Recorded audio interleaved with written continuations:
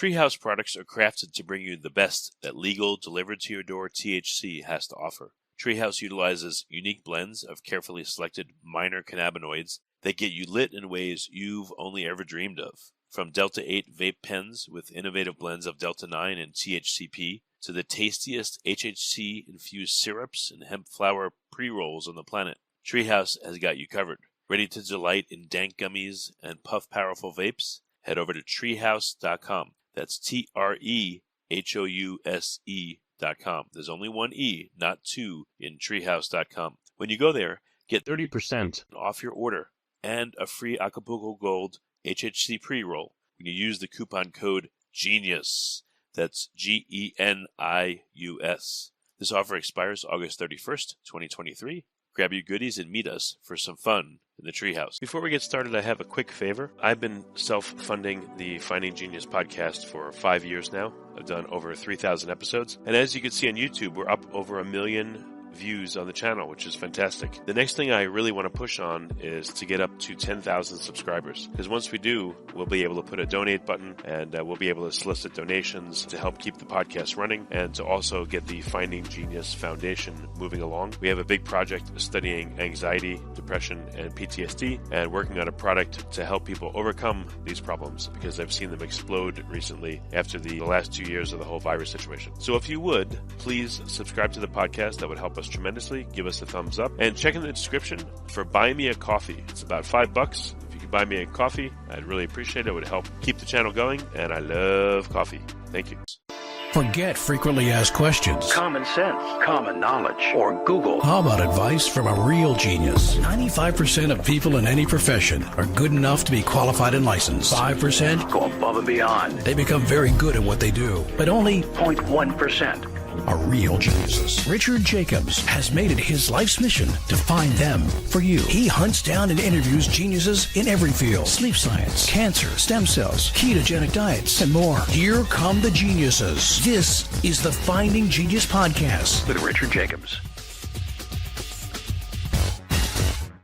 Hello, this is Richard Jacobs with the Finding Genius Podcast. I have Rick Passenier. He's a co-founder and executive board member of Go PHA. And PHA is a chemical name, polyhydroxyalkanoate.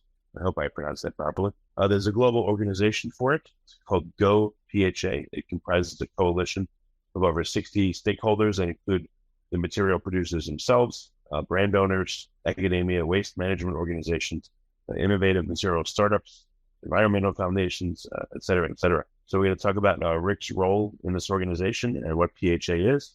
Welcome, Rick. Thank you. Thank you for having me, and I'm excited to be here. Well, great. Well, tell me a bit about your background, and then let's talk about Go PHA. Yeah, thank you. So, as you mentioned, my name is Rick. I have a background in industrial product design. I studied at Delft University of Technology in the Netherlands, Europe. For over 10 years, I've been working in innovation in the plastics business. I've worked with many applications in a lot of different segments, from automotive to packaging to consumer products and electronics. Nowadays, you find plastics everywhere. And in my time as a product designer and open innovator, I've run into almost all the plastics that you can imagine, from very high performance materials to really the commodity plastics like PP, PE, PET. And in that process, I also came in touch, of course, with bio-based materials and the classical bioplastics, as they were coined. And once I got into touch with PHA, polyhydroxyalkanoates, I really fell in love and really believe in the fact that this is the future of the way we can use materials in a safe way, with keeping the performance of plastics, but really offering a much better solution for the planet. So that's how I came into touch with 3 fellow persons. And in 2018, we decided to set up the nonprofit Go PHA, which actually is an abbreviation for the global organization for PHA. Yeah. So makes sense. Yeah. Okay. So what is PHA? How is it used? Let's get into the material itself a little bit. Again, what are its uses and where does it come from? Yeah. So PHA has been around longer than mankind. Okay. So this is PHA is in fact a macromolecular product which is present in nature.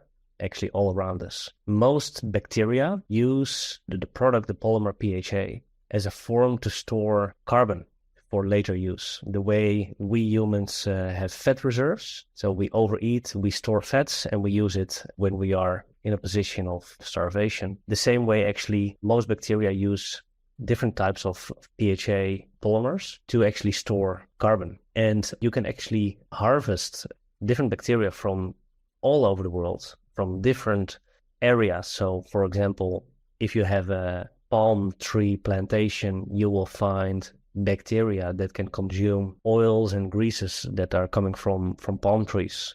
If you have marine habitats, like seashores, you will find bacteria that can consume sugars or types of sugars that are derived from seaweeds. And even here in Amsterdam, in the Amsterdam canals, you will have bacteria that can actually convert methane or biogas into PHA. So actually, the discovery of PHA has been very early already. I think it was late 1800s, where one of the Dutch scientists, Weyrink, he actually discovered PHA, and also the period after they managed to extract the PHA from the bacterial cell. Now, you can imagine that, the route toward isolation, identification of these natural polymers is difficult and time-consuming process. So over the last decades, there have been multiple academic and industrial processes and efforts into identifying the whole family of PHAs, because PHA is not just one product. Actually, there's many different bacteria that make it, and also depending on the specific type of feedstock that they can consume, they would create a slightly different type of PHA polymer, which in some would also have different performance. And this is really where the biotechnology comes into touch with material science. And that makes it also quite challenging. And it has been quite challenging to really scale up PHA until just a few years ago, where actually we really see a fast uptake in the possibilities. So it looks like today, really all the academic efforts from the past decades and all the industrial efforts to effectively and efficiently make PHAs, and also the understanding of how the polymers behave in industrial plastics processing like injection molding, fiber spinning, etc. This is now all coming together, and we see a really rapid uptake in the possibilities of making PHA and PHA products, and also the commercial capability and capacity that are coming online now to actually make PHA at commercial scale. Well, what are some of the material properties of it that are unique to it and favorable?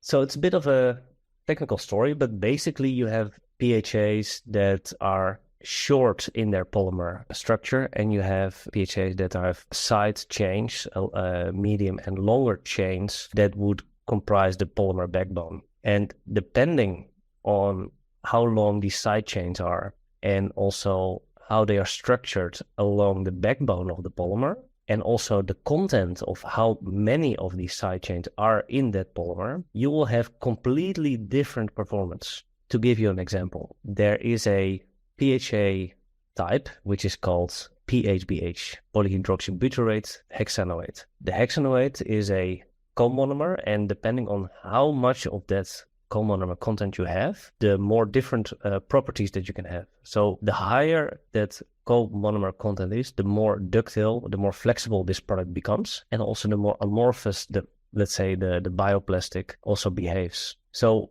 what we have seen, and that's also why all these decades of academic and industrial work, have been there that lead up to this culmination point, is that the most available product in nature, the most simple version of PHA is called actually PHB, polyhydroxybutyrate. And I know that it's quite confusing with all these different abbreviations. But the sum is, PHA is just a family name. PHB is one of the most common commercial products from the family, and is also one of the simpler molecules. This product is, and for the listeners, you cannot see this, but I'm showing a pen that I'm holding in my hand. This product is actually made with one of those PHA materials. So, well, what is it? So, it's particularly biodegradable more so than other plastics, or why is it? Why was it studied, and is it taking a larger role in plastic today because it has desirable characteristics and it's easily biodegradable? I mean, what's its inside story? Treehouse Live Rosin Liquid Diamond Vape Pens Combine the impressive taste and potency of live rosin extract with the power of liquid THC diamonds to bring you an unrivaled buzz and mouth-watering flavor profile. If you like getting lit, head over to treehouse.com. That's TREHOUSE.com. 1E, not 2. When you go there, take your vape game up to new heights. Enjoy 30% off your order and get a free Acapulco Gold HHC pre-roll when you use coupon code GENIUS. Again, that's GENIUS. Hurry because the offer expires August 31st, 2023. Treehouse, the best that legal, delivered to your door THC has to offer.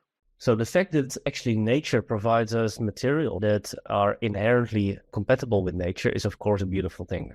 I think in the sustainability transition, everybody sees cellulose-based products, basically paper and cardboard, as inherently sustainable because we can see trees growing around us, we can see agricultural products growing around us, and we know it's safe, and we would love to use these products, right? And the same holds for PHA. PHA is present in nature.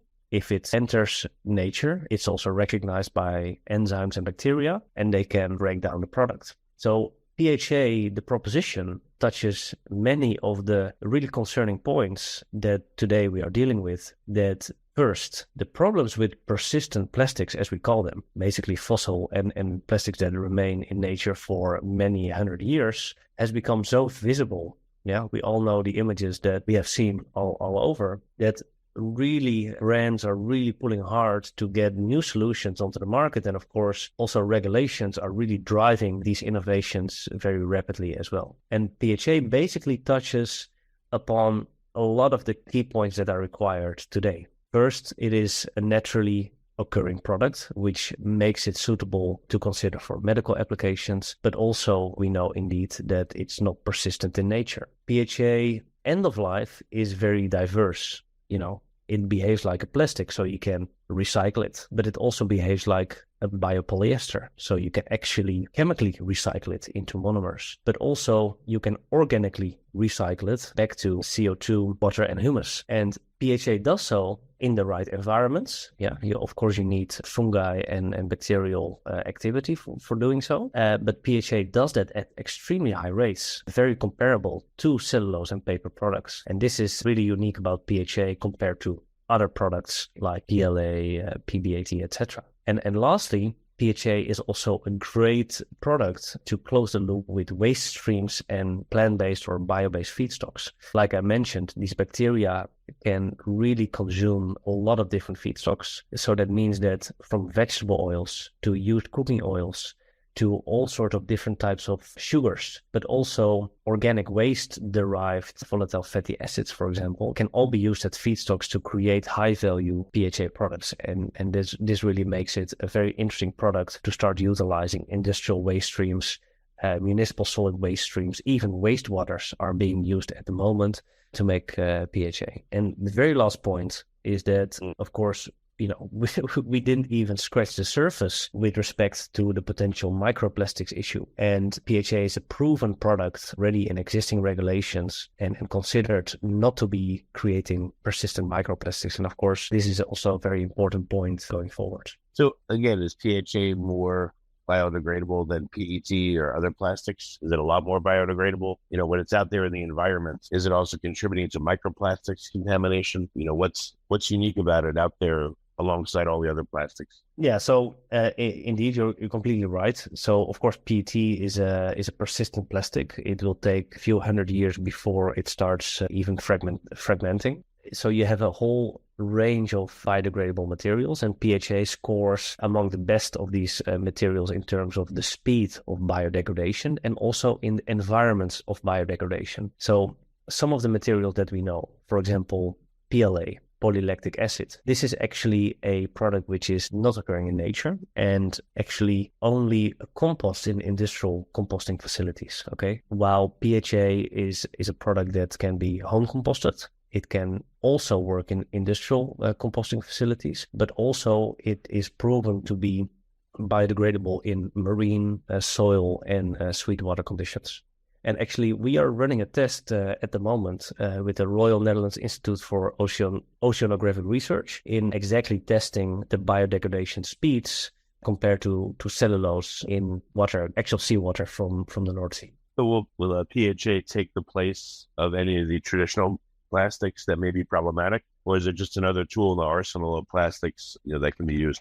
So we believe that in our transition to more sustainable use of materials, we need all forms of circularity, right? We cannot just create new solutions while the tap is still wide and open. Yeah? So especially for proven products that are high volume, for sure, we still need products like the classical plastics in this transition period, and we have to close those loops. So recycling, reuse, all these efforts are really necessary. But what we see with PHA is that PHA can offer the same or similar functionality, the same or similar circularity, but at the same time offer a microplastics-free and a natural solution that is competitive to the persistent solutions that we know today. And of course, we're talking about a product which is really in its early growth stage. So, together we create and we consume a tremendous amount of plastics. So this is not something that in a few years the PHA industry can, of course, compete with. But we are very optimistic. We see a great drive in technological capability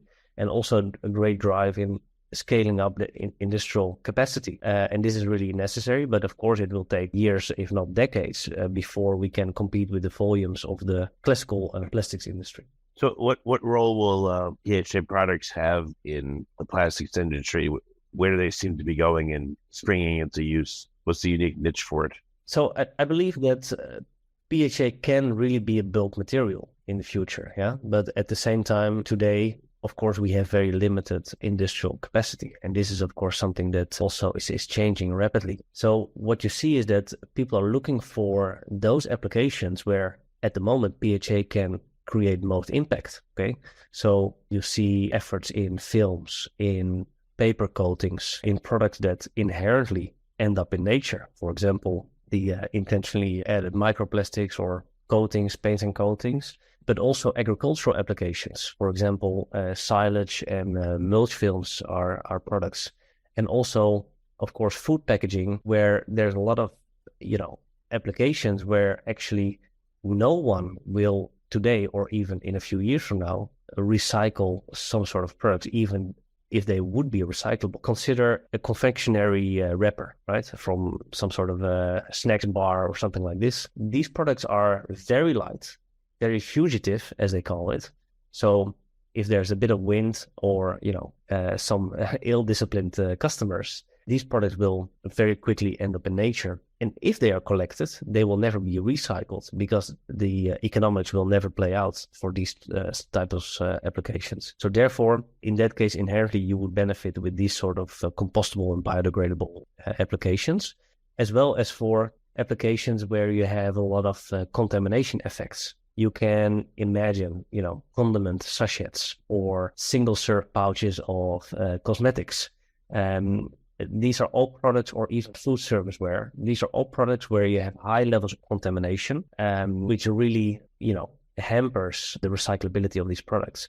And you also see that in, recently there has been a lot of technological advancement in fibers, in non-wovens, for example, for hygiene products, and even in tissue engineering products for in the body or wound care products, we see PHA applications arising. So PHA is really a niche material in disguise, I would say. At the moment, there's so little material available that everybody considers it a niche material, but at the same time, it can really target bulk and commodity applications where today still a lot of the fossil plastics are being used. I didn't ask you much about Go PHA, the global organization for it, but what are some of the tenets of the foundation of the organization? Yeah, Go PHA is a special platform. Go PHA is not a traditional industry association or a research institute. Rather, we are a platform with like-minded organizations, academic organizations, industrial organizations, brands, converters, waste management organizations that all see the benefit and the value of PHA and would like to drive that forward. And to drive that forward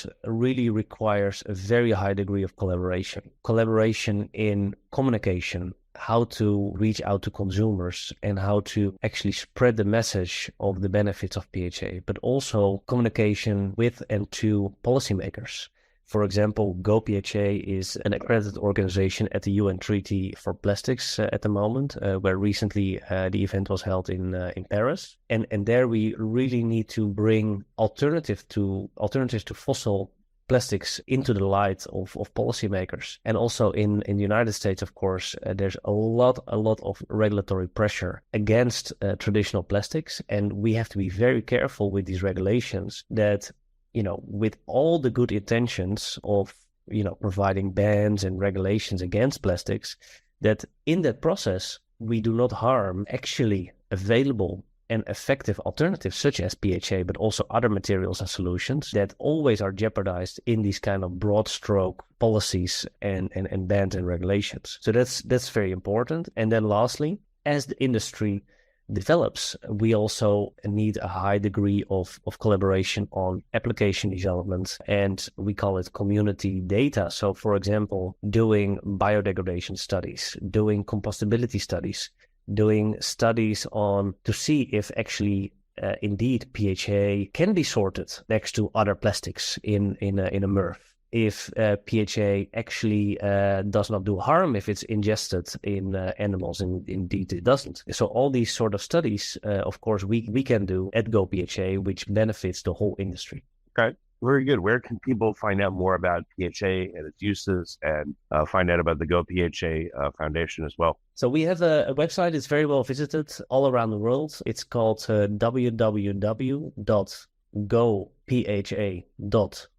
This is our website where a lot of our publications are being found, a lot of industry news is being found. And also, of course, on our LinkedIn channel, we publish really the latest information on certifications, on regulations, but also key innovations. And something else really exciting, I think, is the PHA World Congress. This year, the third edition of the PHA World Congress will take place in Atlanta, Georgia on October 10th and 11th. It's a 2-day congress where really the best of PHA players come together and share information and present information. It's open to anybody that would like to visit, and really have top speakers that will contribute to the program. So you can find more information on that on pha-world-congress.com. Well, very good. Thank you so much for coming on the podcast. I really appreciate it. Thank you very much, and I was happy to be here. Remember, before you go, you've got to check out treehouse.com. That's TRE, only one E,